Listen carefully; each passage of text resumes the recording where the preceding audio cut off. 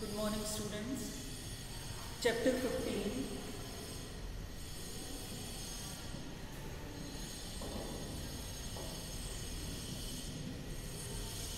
Polymers. हम 2-3 दिन पहले स्टार्ट कर चुके हैं and most of the points of this chapter are already covered. आज मैंने पीछे की एक्सरसाइज देखकर पीछे की एक्सरसाइज में जो और पॉइंट्स बचे रह गए थे, जो क्वेश्चन की फॉर्म में इंक्लूड किए हुए हैं, वो सब के सब बोर्ड पर लिखे हुए हैं। ठीक है, 1 बाय 1 मैं सारे पॉइंट्स को एक्सप्लेन करूंगी क्योंकि इन पॉइंट्स पर बेस क्वेश्चन तुम्हारे एक्सरसाइज में दिए हुए हैं। तो अगर इनको नहीं पढ़ोगे तो फिर एक्सरसाइज करने में डिफिकल्टी आएगी। One more thing to convey to you, YouTube की मैंने सारे वीडियोज़ देख ली। सारे वीडियो देखने के बाद जितना मैंने आज बोर्ड पे लिखा हुआ है, कोई भी एक पॉइंट किसी भी वीडियो में कवर नहीं किया हुआ। तो इसलिए ये वीडियो बहुत ध्यान से देखनी है। मैं जब पोस्ट करूँगी ग्रुप में तो उसमें भी लिखूँगी कि इस वीडियो को तुम्हें मिस नहीं करना है, क्योंकि क्वेश्चन इनसे भी पूछे हुए हैं। लेकिन किसी भी वीडियो में पॉलीमर के चैप्टर में ये सारे पॉइंट्स कवर नहीं किए हुए। भले क्लासिफिकेशन तो फिर भी कवर किया हुआ है, लेकिन जो ये इधर वाला पार्ट है और जो ये वाला पार्ट है, ये कवर नहीं किया हुआ है। इसलिए मैंने सारे पॉइंट्स इंक्लूड करते हुए, क्योंकि हमें तो स्पेशली अपने स्टूडेंट्स के लिए वीडियो बनानी है, तो वो सारे पॉइंट्स कवर किए हैं इस वीडियो में। देखो, जो इससे पहले वाले वीडियो में हम पढ़ रहे थे मैकेनिज्म ऑफ एडिशन पॉलीमराइजेशन। वापस से मैं पहले वाली वीडियो की तरफ तुम्हें ले जाना चाहती हूँ। Mechanism of addition polymerisation, first point उसका था free radical mechanism. Free radical mechanism में 3 स्टेप थे। वापस से तुम्हें रिवाइंड करा देती हूँ तीनों स्टेप एक बार। पहला स्टेप था चेन इनिशिएशन स्टेप, जिसमें अपनी चेन स्टार्ट होती थी with the help of benzoyl peroxide, क्योंकि बेंजोइल पेरोक्साइड एक फ्री रेडिकल बनाता था और वो फ्री रेडिकल रिएक्ट करता था इथीन मॉलिक्यूल के साथ। This was the first step. Then in second step, ethene molecule with free radical will react with more ethene molecule and will form more free radicals. In third step, this step was chain propagation step. In third step, these free radicals combine together to form a bigger molecule of polyethene, and due to the imbalance in valencies of carbon, the last corner atoms of carbon will remove hydrogen atom to form benzene, and double bond will take place at the corners of the polyethene molecule। ये मैंने तुम्हें उस दिन पढ़ाया था। अब उसी के बाद का कंटिन्यू करते हैं। उसी के बाद का तुम्हें ये दूसरा भी दिया हुआ है बुक में अपनी। एग्जाम में भले पूछा जाए कि नहीं पूछा जाए, लेकिन हमें पता होना चाहिए कि कुछ भी नहीं है, बिल्कुल सिंपल है। सॉरी, हमें उसी की तरह जाना है जैसे फ्री रेडिकल मैकेनिज्म में गए थे। बस यहाँ पर एक कैटायन इन्वॉल्व करना है और यहाँ पर एक एनायन इन्वॉल्व करना है। कैसे इन्वॉल्व करेंगे? आयोनिक मैकेनिज्म 2 पार्ट में डिवाइडेड है, cationic mechanism and anionic mechanism. Free radical 2 part में डिवाइडेड नहीं था। What was the reason? Because we have 2 kinds of ions, cation and anion, इसलिए 2 तरह के मैकेनिज्म यहाँ पॉसिबल हो जाएंगे। देखो, पहले वाले में देखो मैंने क्या लिया। सबसे पहले जैसे वहाँ हमने बेंजोइल पेरोक्साइड लिया था, कुछ ना कुछ एडिशनल यूनिट हमें लेनी पड़ती है, और वो एडिशनल यूनिट का फंक्शन क्या होता है? So that it can initiate the chain, जिससे अपनी चेन शुरू हो जाए। क्योंकि इथीन मॉलिक्यूल अगर रखे हुए हैं तो रखे ही रहते हैं इथीन मॉलिक्यूल, कभी भी पॉलीमराइजेशन नहीं होता। जैसे सीधा सीधा हम पढ़ते आ रहे हैं कि 10th में भी तुमने सीधी रिएक्शन पढ़ ली थी कि ethene and polymerisation and polythene, ऐसे नहीं होती रिएक्शन को स्टार्ट कराना पड़ता है पहले। तो जो इनिशिएटेड है रिएक्शन में, यहाँ पे हमने लिया हुआ है एल्यूमिनियम हाइड्रोक्साइड। एल्यूमिनियम हाइड्रोक्साइड एक बेसिक कंपाउंड है, जैसे सोडियम हाइड्रोक्साइड एक बेस है, इसी तरह से ये भी बेस है। ये वाटर से रिएक्ट करता है, वाटर से रिएक्ट करके एक OH वाटर से ले लेता है, मतलब हाइड्रोजन आयन रिलीज कर देता है। वाटर से OH ले लेगा तो AlOH4 और माइनस का चार्ज तो इसके ऊपर आ जाएगा। लेकिन इससे हमें मतलब नहीं है, ये हमारी रिएक्शन में यूटिलाइज होने वाला नहीं है। हमें मतलब है इससे जो लास्ट में प्रोड्यूस हुआ है। एल्यूमिनियम हाइड्रोक्साइड का जो पर्पज सॉल्व हो गया, क्योंकि एल्यूमिनियम की p ऑर्बिटल में, एक p ऑर्बिटल में जगह होती है, तो एल्यूमिनियम और बोरोन को जब भी कोई एटम मिलता है इलेक्ट्रॉन देने वाला, तो इजीली उसको कैप्चर कर लेते हैं। यहाँ भी इन्होंने यही किया, OH नेगेटिव को कैप्चर कर लिया, क्योंकि OH नेगेटिव के पास इलेक्ट्रॉन था, उसको कैप्चर किया तो OH और उसका नेगेटिव चार्ज इसके साथ आ गया एल्यूमिनियम के। अब अपने पास बचा वाटर का हाइड्रोजन आयन। देखो, ये हाइड्रोजन आयन ही हमें चाहिए। यही हाइड्रोजन आयन अब अपने चेन को इनिशिएट करेगा। How it will initiate the chain? Ethene molecule I have written with name plus hydrogen ion. अब थोड़ा सा याद करो, 11th क्लास में वापस जाओ। इलेक्ट्रोमेरिक इफेक्ट एक मैंने तुम्हें पढ़ाया था। इलेक्ट्रोमेरिक इफेक्ट में क्या था कि अगर कोई कैटायन ऐड होता है डबल बॉन्ड पर, अगर कोई एनायन ऐड होता है डबल बॉन्ड ये दो सिचुएशंस थी कि कोई कैटायन अगर ऐड हो रहा है डबल बॉन्ड पर, कोई एनायन अगर ऐड हो रहा है डबल बॉन्ड पर। अगर इलेक्ट्रोमेरिक इफेक्ट तुम्हें याद है, और मुझे कंफर्म है कि कुछ बच्चों को तो याद होगा, अगर इलेक्ट्रोमेरिक इफेक्ट तुम्हें याद है तो उसके बाद आगे का मैकेनिज्म कुछ भी नहीं है।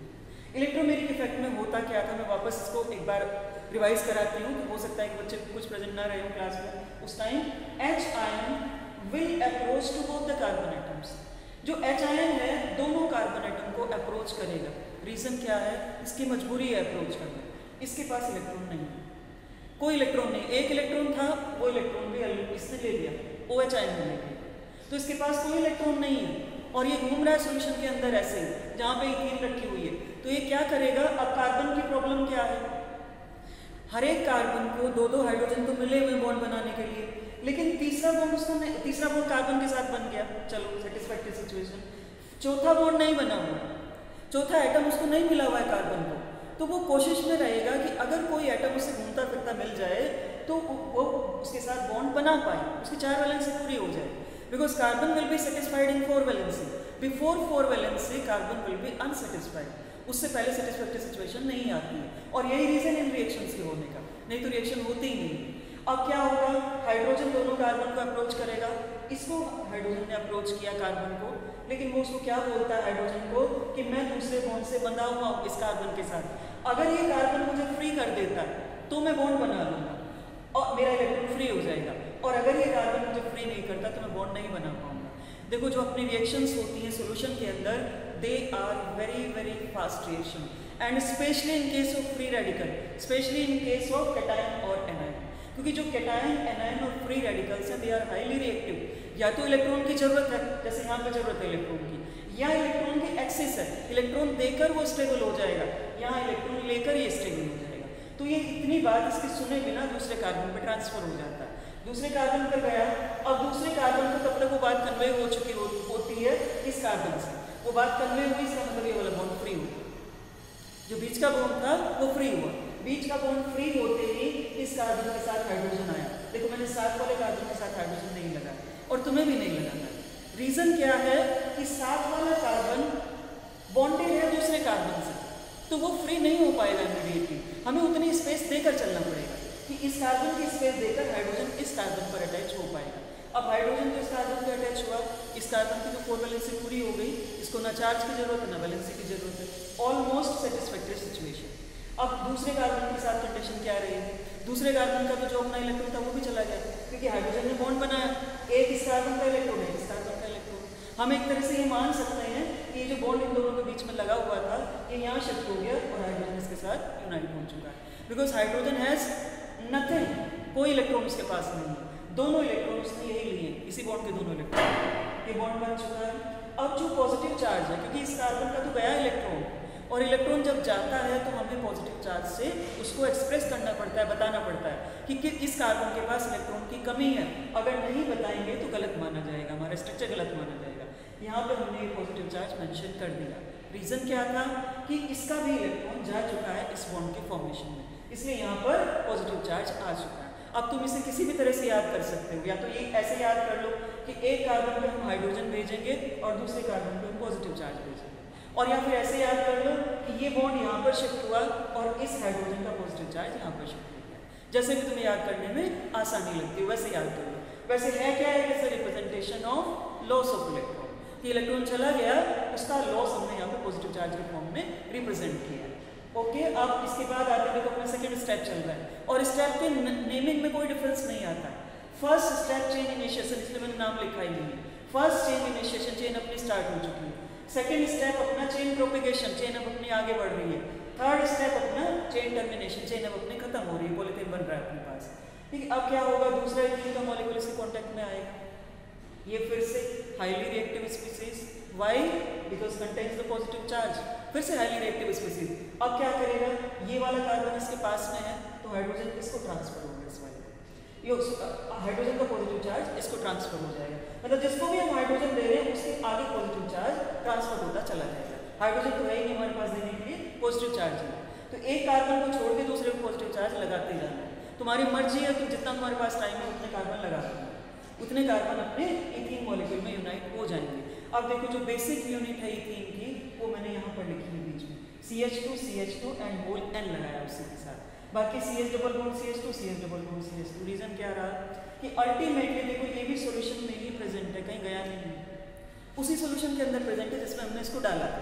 अब ये सॉल्यूशन में अगर रहेगा और अगर यहाँ पर सैचुरेशन लेवल आ गया कि उससे ज़्यादा इथीन के मॉलिक्यूल अब नहीं जुड़ सकते हैं, तो ये क्या करेगा, एल्यूमिनियम हाइड्रोक्साइड हाइड्रोजन आयन को ट्रैप करना स्टार्ट कर देगा। हमने एक इथीन के मॉलिक्यूल को यूनाइट करने में एक हाइड्रोजन यूटिलाइज किया था, तो एक एल्यूमिनियम हाइड्रोक्साइड एक हाइड्रोजन को ट्रैप कर लेता है। ठीक है, आगे और भी हाइड्रोजन मॉलिक्यूल जुड़ते चले जाते हैं, बट अपने पास क्योंकि हमने स्टार्टिंग 1 से की, इसलिए मैंने एंड भी 1 से किया इसका कि AlOH4 नेगेटिव जो अपने सॉल्यूशन में था, ऑलरेडी प्रेजेंट था, उसने हाइड्रोजन आयन को वापस ले लिया क्योंकि रिएक्शन अब ऑलमोस्ट कंप्लीट होने वाली थी। वापस लेने के बाद अपने पास वापस से वही आ गया एल्यूमिनियम हाइड्रोक्साइड NHOH जो हमने पहले लिया था, और पॉलीथीन हमारा मेन प्रोडक्ट बन चुका है after the polymerisation. So this is the mechanism of cationic polymerisation. ठीक है, अच्छा अब दूसरे पे आओगे तो तुम्हें कुछ भी डिफरेंस नहीं लगेगा इसमें, केवल एक नेगेटिव चार्ज को छोड़ दो, बाकी कोई डिफरेंस नहीं लगेगा। मैंने यहाँ पर कोई बड़े स्पीसीज ना लेकर, क्योंकि हाइड्रोजन आयन की हमें जरूरत नहीं है, तो हाइड्रोजन आयन रिलीज नहीं कराना है हमें, तो नेगेटिव चार्ज से अपना काम चल जाएगा। तो मैंने बेस ले लिया सिर्फ, B मीन्स बेस, मैंने 11th में भी तुम्हें बताया। ठीक है, B का मतलब बेस, तो बेस के ऊपर नेगेटिव चार्ज होगा, जैसे OH के ऊपर नेगेटिव चार्ज होगा, ऐसे ही बेस के ऊपर नेगेटिव चार्ज यहाँ पर एक्सप्रेस किया हुआ है। वही अपना इथीन मॉलिक्यूल है, first step chain initiation step. अब इथीन मॉलिक्यूल में फिर से इलेक्ट्रोमेरिक इफेक्ट आएगा, वही इलेक्ट्रोमेरिक इफेक्ट जो यहाँ आया। क्या था कि एक कार्बन के ऊपर तो बेस जुड़ जाएगा और दूसरे कार्बन के ऊपर नेगेटिव चार्ज ट्रांसफर हो जाएगा। समझ में आई ये बात। यहाँ पर तुम्हें एक चीज ध्यान रखनी है कि बेस के पास वाला जो कार्बन है उसके साथ तुम बेस को जोड़ोगे, बस ये ध्यान रखना। वहाँ पे हाइड्रोजन के अपोजिट कार्बन पे, हाइड्रोजन से दूर वाले कार्बन पे हाइड्रोजन को जोड़ा था, क्योंकि इलेक्ट्रॉन को आसानी से देता नहीं है और लेने के लिए तैयार हो जाते हैं आसानी से। तो बेस जिसके पास है इलेक्ट्रॉन लेने को तैयार है, ले लेगा एकदम इलेक्ट्रॉन, लेकिन जब देने की बारी आएगी तो वो बोलेगा मुझे दूसरे कार्बन से पूछना है। ठीक है, जैसे हम लोग बहाने मिलाने लगते हैं कि मुझे उससे पूछना है, मुझे ये करना है, मुझे वो करना है, तो वही सिचुएशन यहाँ भी आती है।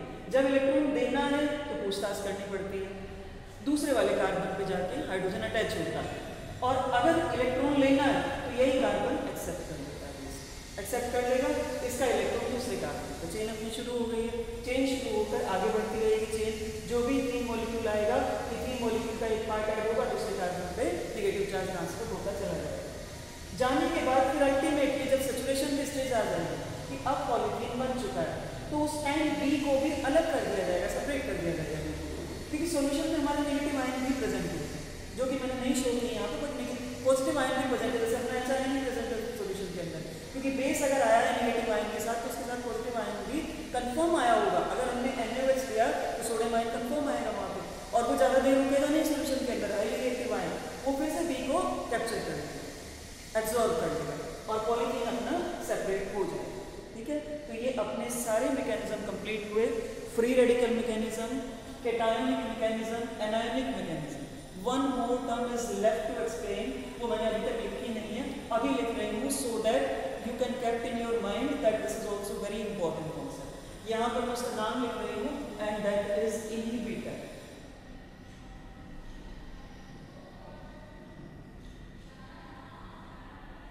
देखो अपनी रिएक्शन सीधी सादी इक्वेशन चली है, तीनों इक्वेशन, कहीं पे मैंने कोई एडिशनल कंपाउंड ऐड नहीं किया।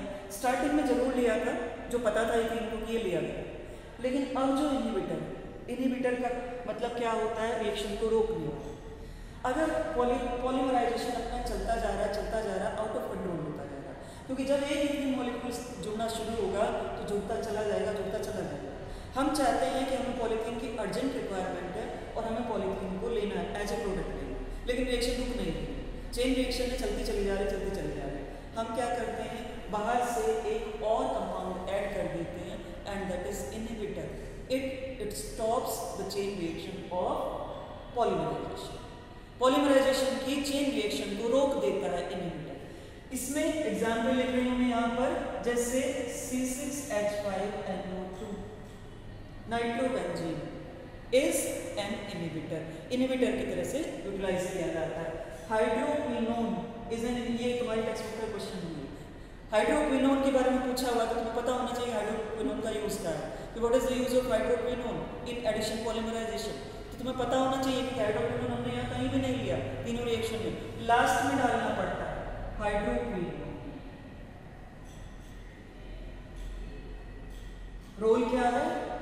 It will capture the free electron in free radical mechanism, it will capture the positive charge in cationic mechanism and it has the ability to capture the negative charge in anionic mechanism। मतलब जिसकी वजह से अपनी reaction रुक जाती है last में जाते जाते, जो ऑटोमेटिकली निकलेगा तो टाइम लेगा, क्योंकि ऑटोमेटिकली कोई भी रिएक्शन हो रही है तो वो अपने स्पीड के अकॉर्डिंग होगी कि कब उसको निकलना है, कब वो कंप्लीट होनी रिएक्शन। बट अगर हम उसको बीच में स्टॉप करना चाहते हैं, हम पॉलीथीन बीच में निकालना चाहते हैं, तो हमें रिएक्शन को स्टॉप करना पड़ेगा और रिएक्शन को स्टॉप करने के लिए ये कंपाउंड्स डाले जाते हैं जिनको इनहिबिटर्स बोलते हैं। और इनहिबिटर्स में मैंने 2 के एग्जाम्पल तुम्हें लिख दी है। These act as the inhibitor and nitrobenzene और हाइड्रोक्विनोन दोनों इनहिबिटर की तरह से एक्ट करते हैं। हाइड्रोक्विनोन पर क्वेश्चन पीछे दिया हुआ है, नाइट्रोबेंजीन को नहीं दिया हुआ है, तो याद रखना है, एक एडिशनली याद रहना चाहिए। अच्छा, अब उसके बाद आते हैं बेटा, देखो रबर के बारे में मैं तुम्हें बता चुकी हूँ, तीनों तरह की रबर एक बार वापस रिमाइंड कराती हूँ। जैसे एक अपनी नेचुरल रबर थी, आइसोप्रीन से पॉली आइसोप्रीन बना था। आइसोप्रीन मैंने अभी भी बोर्ड पे लिखा हुआ, इससे पॉली आइसोप्रीन बना था, 2-मिथाइल ब्यूटाडाइन, ठीक है। इससे अपना क्या बना था? पॉली आइसोप्रीन या नेचुरल रबर बना था। दूसरा एक गुना N हमने पढ़ी है, एक गुना S हमने पढ़ी है, उन दोनों को बोलते हैं आर्टिफिशियल रबर। तो आर्टिफिशियल रबर का सिंथेसिस भी हम कर चुके हैं, नेचुरल रबर का सिंथेसिस भी हम कर चुके हैं। अब एक मैंने प्रोसेस लिखा है ना, vulcanisation of rubber. Vulcanization of rubber is, what is the meaning of vulcanization?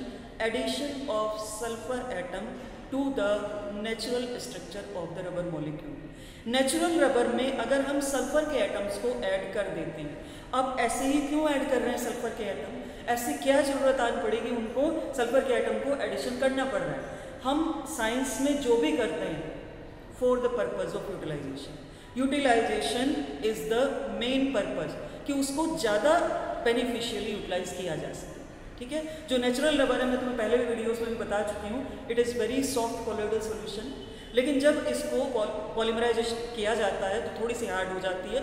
But अगर और भी हार्ड बनाना है और भी यूजफुल बनाना है तो फिर इसका वल्केनाइजेशन किया जाता है। और वल्केनाइजेशन में हम क्या करेंगे? Addition of sulphur atoms to the double bonds of isoprene unit या आइसोप्रीन की यूनिट। देन क्यों ऐड कर रहे हैं सल्फर एटम्स को? ये पर्पस मैंने ऊपर लिखा, हाईलाइट पर्पस किया है कि अपना पर्पस क्या है? To increase tensile strength of natural rubber, क्योंकि नेचुरल रबर उतनी ज़्यादा स्ट्रॉन्ग नहीं होती है, स्ट्रेंथ उतनी ज़्यादा नहीं होती है, इसलिए उसकी स्ट्रेंथ को इंक्रीज करने के लिए हम क्या करते हैं? उसके अंदर सल्फर के एटम्स को ऐड कर देते हैं। करना कुछ नहीं है, आइसोप्रीन को हीट किया सल्फर के साथ, हीट करने पर देखो बॉन्ड तो वैसे तो टूट नहीं थे, चारों बॉन्ड टूटेंगे, 1, 2, 3 और 4, चारों बॉन्ड टूट गए। टूटने पर ये जो बीच वाले 2 बॉन्ड हैं, इन दोनों बॉन्ड के बीच में सल्फर एटम आ जाता है, शोइंग द वैलेंसी 2। ऑक्सीजन की तरह, ऑक्सीजन के ग्रुप का मेंबर है सल्फर भी, तो 2 वैलेंसी शो करते हुए सल्फर 2 आइसोप्रीन के यूनिट के बीच में जुड़ जाता है। इसी तरह और भी आइसोप्रीन के यूनिट में यहाँ पर यूनाइट होता चला जाएगा। And this rubber is called vulcanised rubber and it is highly useful. जैसे मैंने बीच में एक बार तुम्हें बताया भी था कि टायर्स अगर बनाने हमें रबर के बने हुए होते हैं तो वो टायर्स इसी के बने होते हैं, वल्केनाइज्ड रबर के, ठीक है। And this is more useful. इतना लोड, ट्रकों में इतना लोड होता है, वो लोड टायर बियर करते हैं। रीजन क्या है? Because they are made, their tensile strength is made 100 times more than the natural, उससे बहुत ज़्यादा बढ़ा दी गई है उनकी टेंसाइल स्ट्रेंथ, ठीक है। अच्छा बेटा, अब उसके बाद आते हैं, ये कुछ पॉलीमर्स के टाइप्स हैं। कुछ टाइप्स मैं तुम्हें बता चुकी हूँ पॉलीमर्स के, और कुछ टाइप और हैं जिनमें हम थोड़ा सा डिफरेंट कॉन्सेप्ट यूटिलाइज करते हैं, but it is very simple. जो कॉन्सेप्ट मैंने तुम्हें बताया उससे सिंपल वाले, इसलिए मैंने लास्ट में लिया है, ठीक है। उसमें क्या है? देखो, इलास्टोमर्स एंड फाइबर्स, दोनों में डिफरेंस भी पूछ लेते हैं exam. Elastomers and fibres based on, ये क्लासिफिकेशन किस पर बेस्ड है? Based on the intermolecular forces of attraction. इनमें इंटरमॉलिक्यूलर फोर्सेस ऑफ अट्रैक्शन की स्टेट क्या है, किसमें ज़्यादा है किसमें कम है, ठीक है, उस पर बेस्ड ये क्लासिफिकेशन रखना। इलास्टोमर्स को मैंने 2 पॉइंट में डिफाइन करने की कोशिश की है। दीज आर द फाइबर, देखो दोनों ही फाइबर है, ये भी फाइबर है, ये भी फाइबर है, दोनों फ्लेक्सिबल और इलास्टिक। फ्लेक्सिबल होते हैं मतलब कि आसानी से, बल्कि कहना चाहिए स्ट्रेचेबल, आसानी से उनको स्ट्रेच किया जा सकता है, उसके लिए मैंने फ्लेक्सिबल वर्ड यूज़ किया। They are stretchable and elastic word का भी यही मीनिंग है कि that they are elastic, stretchable, ठीक है। Weak van der Waals forces, उसका रीज़न क्या है, उनकी स्ट्रेचेबिलिटी का रीज़न क्या है, because they are bound with the weak van der Waals forces, जो weakest kind of forces chemistry में माने जाते हैं।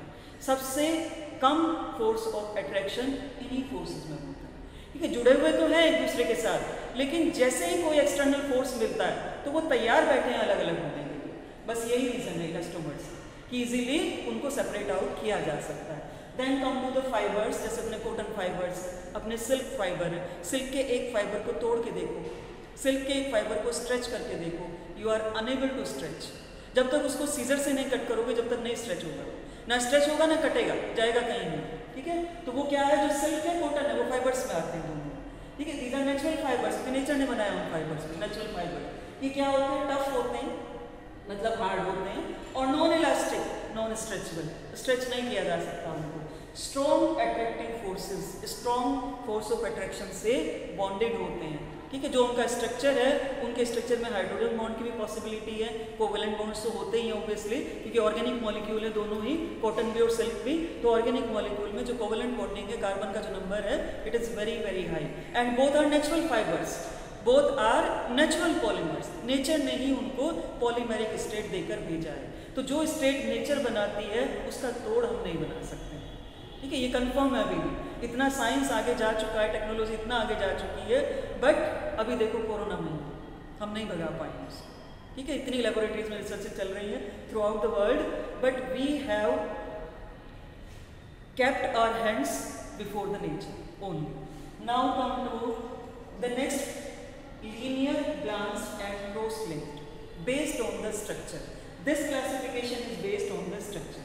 इनमें तीनों में भी डिफरेंस पूछा जाता है, ठीक है। डिफरेंस पूछेंगे या एक एक नंबर में, डिफाइन तो हार्डली डिफाइन करवाते हैं, इनको डिफाइन करवा लेते हैं। मोस्टली पॉइंट ऑफ डिफरेंसेस से पूछते हैं, 2 पॉइंट एटलीस्ट पूछे जाते हैं। देखो लीनियर में word meaning indicate that the chain is a straight line, एक स्ट्रेट लाइन में अपनी चेन जा रही है, अपनी चेन जा रही है स्ट्रेट लाइन में, क्योंकि फाइबर्स हैं, इसलिए फाइबर्स एकदम स्ट्रेट अगर हम रखेंगे तो रखे जाएंगे, नहीं तो वो थोड़ा थोड़ा तो आएगा उनके अंदर, थोड़ा तो उनके अंदर फ्लेक्सिबिलिटी आएगी, थोड़ा तो अपने आप ही कहीं ना कहीं झुक जाएंगे, because they are very fine threads, ठीक है। Then come to branch. अब इन फाइबर्स में अगर ब्रांचिंग हो जाती है, साइड में अगर ब्रांचिंग हो जाती है, जैसे मैं तुम्हें रिमाइंड कराना चाहती हूँ अपना phenol formaldehyde resin, phenol formaldehyde resin जिसको हमने बाद में बेकेलाइट में कन्वर्ट किया, तो हम यहाँ तक जाएंगे बेकेलाइट, बेकेलाइट इसका एक एग्जाम्पल, फिनोल फॉर्मल्डिहाइड रेजिन इसका एक एग्जाम्पल, ठीक है। पॉलीथीन इसका एक एग्जाम्पल। जो भी सीधे सीधे बनने वाले चेन में चले जा रहे हैं वो सबके सब इसके एग्जाम्पल, और जिनमें थोड़ी बहुत इधर उधर मॉलिक्यूल लगे हुए होते हैं, जैसे अपना नायलॉन 6 उसमें भी लगा हुआ है हेक्सामिथाइलिन डाइईन, H2O मॉलिक्यूल निकलता है और H2O मॉलिक्यूल निकलने के साथ साथ COOH लगा हुआ होता है, NH2 लगा हुआ होता है, ठीक है। ऐसे ही अपने पॉलिएस्टर है, पॉलिएस्टर में OH कहीं ना कहीं लगा होता है, ऊपर की तरफ भी O निकला हुआ है, COO साइड में भी निकला हुआ है, तो ये इसके एग्जाम्पल है ब्रांच के, जिनमें ब्रांचिंग आ जाती है।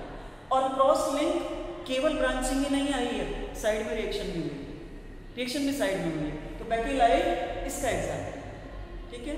अच्छा, अब मैंने बेटा 3 टर्म और लिख रखी हैं, और ये टर्म भी एक एक नंबर के क्वेश्चन में पूछ लेते हैं एग्जाम में, एक से ज़्यादा में नहीं पूछते, तो इसलिए मैंने ज़्यादा कवरेज नहीं दिया इनको थोड़ा ही कवर किया है, बट मैं बताऊंगी ज़रूर तुम्हें। और इनका तुम्हारे पास मैटर पूरा अवेलेबल है, सारे नोट्स मैंने भेज दिए हैं, इनका पूरा मैटर तुम्हारे पास अवेलेबल है। इनका मैं एक पेज पर लिख के इसके डिफरेंस, दोनों के डिफरेंस और ये फॉर्मूले और इसको डिफाइन करके, PDI को डिफाइन करके, ये तुम्हारे पास मैं आज फोटो खींच के भेज दूँगी स्कैन करके, ठीक है। ये आधे पेज का काम है, तो ये आज तुम्हारे पास आ जाएगा। यहाँ पे अभी समझ लो, क्योंकि समझना ज़्यादा इंपॉर्टेंट है, बुक में बहुत लंबा इलेबोरेट करके दिया हुआ है और उतना एग्जाम में नहीं आता। देखो हमें क्या समझना है, LDPE HDPE, अगर तुम्हें याद आया तो तुमने ये 10th में भी पढ़ा है, low density polyethene, high density polyethene, दोनों आए थे 10th में, ठीक है। 10th में, एक साल मैंने भी 10th में पढ़ाया, तो 10th में जो पढ़ाया उसमें ये दोनों आए थे। लो डेंसिटी पॉलीइथीन अगर जो इथीन है उसकी डेंसिटी कम है।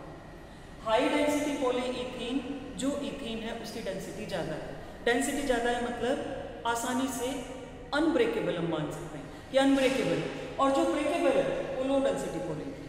ठीक है, फॉर एग्जाम्पल देखो अपने जो डस्टबिन है, अपने घरों में डस्टबिन होते हैं, डस्ट पेन्स होते हैं, डस्टबिन्स होते हैं, बकेट्स होती हैं, पॉलीथीन की बनी हुई। प्लास्टिक बोलते हैं उसे हम, but plastic is the common name of polythene. जो पॉलीथीन है पॉलीमर है, उसका कॉमन नेम प्लास्टिक है। प्लास्टिक से इस वर्ड का ओरिजिन है, प्लास्टिक से ये वर्ड ओरिजिनेट हुआ है। तो प्लास्टिक जितने तरह का, मतलब कि ब्रेकेबल प्लास्टिक, जो ब्रेक हो जाता है प्लास्टिक, वो अपना लो डेंसिटी पॉलीथीन में आता है। हाई डेंसिटी पॉलीथीन जो ब्रेकेबल नहीं होता, ब्रेकेबल नहीं होता इट मीन्स कि जैसे जो पॉलीथीन हम यूज़ करते हैं, मतलब जिसको हम पॉलीथीन समझते हैं, जिसको हम पॉलीथीन समझते हैं वो इसमें आता है। डिफरेंस दोनों में क्या है? Only one difference, it is prepared in the presence of a catalyst and it is not prepared in the presence of catalyst. अगर कैटलिस्ट की एब्सेंस में रिएक्शन हो रही है, जैसे कि जो मैंने तुम्हें पॉलीथीन पढ़ाई है वो कैटलिस्ट की एब्सेंस में पढ़ाई है, तो वो पॉलीथीन अपनी LDPE है। और अगर HDPE थोड़ा हायर लेवल पर जाना है तो यहाँ पर हमें कैटलिस्ट यूज करना है। इस कैटलिस्ट का नाम मैं लिख रही हूँ ZIGLER, नाटा, NATTA, कैटलिस्ट। इस कैटलिस्ट का नाम है जिगलर नाटा कैटलिस्ट। ठीक है, ZNC, ये याद रखिए, जिगलर नाटा कैटलिस्ट साइंटिस्ट के नेम है। Catalyst is not the name of scientist but बाकी साइंटिस्ट के नेम। जिगलर नाटा कैटलिस्ट, जिगलर नाटा कैटलिस्ट यूज करके अगर पॉलीथीन बनाई गई है तो HDPE है, और अगर without any use of catalyst बनाई गई है तो LDPE है। दोनों की स्ट्रेंथ में डिफरेंस होता है, जैसे मैंने तुम्हें बताया कि एक ब्रेकेबल है, एक अनब्रेकेबल है। तो टेंसाइल स्ट्रेंथ उसकी ज़्यादा है जो अनब्रेकेबल है, और जिसकी टेंसाइल स्ट्रेंथ ज़्यादा नहीं है वो ब्रेकेबल अपनी पॉलीथीन आती है। इनमें दो तीन पॉइंट ऑफ डिफरेंस मैं तुम्हें भेज दूंगी एक पेपर के ऊपर लिख के। ठीक है, उसके बाद आते हैं बेटा PDI। देखो PDI क्या है? Poly diversity index. The complete name is poly diversity index. ये भी मैं नोट्स के फॉर्म में तुम्हें भेजूंगी। पॉली डाइवर्सिटी इंडेक्स क्या है? अगर कोई पॉलीमर, फॉर एग्जाम्पल पॉलीथीन, अगर कोई पॉलीमर एक जैसे यूनिट से मिलकर बना हुआ जिनमें लास्ट तक मॉलिक्यूलर मास में कोई चेंज नहीं आता। स्टार्टिंग में अपने पास CH2 था, डबल बॉन्ड से बॉन्डेड था, डबल बॉन्ड ब्रेक हुआ, हमारे पास बाद में भी CH2 ही रहता है। मतलब जो ओवरऑल मॉलिक्यूलर मास है, अगर उसको हम नंबर ऑफ मॉलिक्यूल से डिवाइड कर देते हैं तो डिवाइड करने पर हमारे पास एक मॉलिक्यूल का मॉलिक्यूलर मास आ जाता है। ठीक है, तो ये जो एक मॉलिक्यूल का मॉलिक्यूलर मास आ जाता है इसको हम बोलते हैं मोनोडिस्पर्स। इसके लिए एक टर्म यूज करते हैं monodisperse. Monodisperse means the molecules which have similar kind of molecular mass. लेकिन यहाँ पे क्या है? पॉलीडिस्पर्स इंडेक्स। पॉलीडिस्पर्स मतलब मोनो नहीं है। जैसे protein molecule is a monodisperse molecule, क्योंकि नेचर ने बनाया उसको। अब उसके अलावा जितने भी हमने सिंथेसाइज किए यहाँ पर पॉलीमर्स, वो सारे के सारे पॉलीमर्स में मॉलिक्यूलर मास में डिफरेंस आता है। श्योर डिफरेंस आता है बाद में मॉलिक्यूलर मास में। रीजन क्या है? देखो कहीं पर डबल बॉन्ड आता है, कहीं पर डबल बॉन्ड नहीं आता, वो रीजन है, तो उसके रीजन की वजह से डिफरेंस आता है। अब उस पॉली डाइवर्सिटी इंडेक्स मतलब एक नंबर है जो हम कैलकुलेट करना चाहते हैं कि डिफरेंस मॉलिक्यूलर मास में कितना आया, उसके लिए हमें ये दो टर्म क्लियर होना जरूरी है। इनको मैं टर्म को थोड़ा ऊपर लिखती हूँ तो जिससे तुम्हें थोड़ी आसानी रहेगी समझने में। M बार W, M बार M। देखो इसका फुल नेम क्या है? मास एवरेज मॉलिक्यूलर मास, या वेट की जगह, मास की जगह वेट इन्होंने यूज किया। Weight average molecular mass, number average molecular mass. Molecular mass किसका? पॉलीमर, और एवरेज बार इंडिकेट करता है एवरेज। ठीक है, तो वेट एवरेज मॉलिक्यूलर मास अगर हमने लिया है तो M बार W, और अगर नंबर एवरेज मॉलिक्यूलर मास लिया है तो M बार N हमारे पास आ जाएगा। अब एवरेज हम लेते कैसे हैं? देखो जैसे दो हमारे पास पॉलीमर की जो यूनिट्स हैं उनका मॉलिक्यूलर मास 2 + 3 + 4, ये हमारे पास मॉलिक्यूलर मास। यूनिट्स अपने पास कितनी हुई टोटल? 3, ये अपने पास 3 होती है। यही तरीका एवरेज निकालने का। तो यहाँ भी एवरेज इसी तरह से निकालते हैं। एवरेज निकालने के लिए बस क्या करते हैं कि ये जो मॉलिक्यूलर मास है, जैसे ये 2 मॉलिक्यूलर मास, क्योंकि हमारे पास नंबर ऑफ मॉलिक्यूल्स बहुत ज़्यादा है। अगर 2 मॉलिक्यूलर मास वाले हमारे पास 10 मॉलिक्यूल्स हैं तो हम 10 से इसको मल्टीप्लाई करते हैं। 3 मॉलिक्यूलर मास वाले हमारे पास 11 मॉलिक्यूल्स है, 11 इंटू 4 मॉलिक्यूलर मास वाले हमारे पास 15 मॉलिक्यूल्स है, 15 से into. Total number of molecules अब कितने हो गए? 10 प्लस 11। ठीक है, this is n bar summation ni upon summation n। ni यहाँ पर क्या है? Number of molecules. m कुल मॉलिक्यूल्स का मॉलिक्यूलर मास, कुल मॉलिक्यूल्स का। नीचे टोटल नंबर ऑफ मॉलिक्यूल्स। और अगर हमें मास के टर्म्स में लेना है, ये वाला पार्ट लेना है, ये वाला फ्रैक्शन, ठीक है, इसका मैं यहाँ लिखती हूँ। इसमें बस एक चेंज और आ जाएगा, n बार w इज इक्वल टू, बाकी ये वाला पार्ट तो सेम रहेगा, ni बस ni का स्क्वायर, एक बार और मास से मल्टीप्लाई कर देंगे, समेशन n। ठीक है, ये दोनों फॉर्म हो। और अगर इन दोनों का रेशियो ले लिया जाए, m बार w और m बार n का अगर रेशियो ले लिया जाए तो उसको पॉलीडाइवर्सिटी इंडेक्स बोला जाए। ठीक है, ये अब सारे टर्म की हो चुकी है, चैप्टर अपना कंप्लीट हो गया। फिर भी अगर कोई प्रॉब्लम तुम फेस करते हो चैप्टर की रीडिंग के बाद, एक्सरसाइज देखने के बाद, तो डायरेक्ट मेरे नंबर पे क्वेश्चन भेज सकते हो। ठीक है, अपना डाउट भेज सकते हो।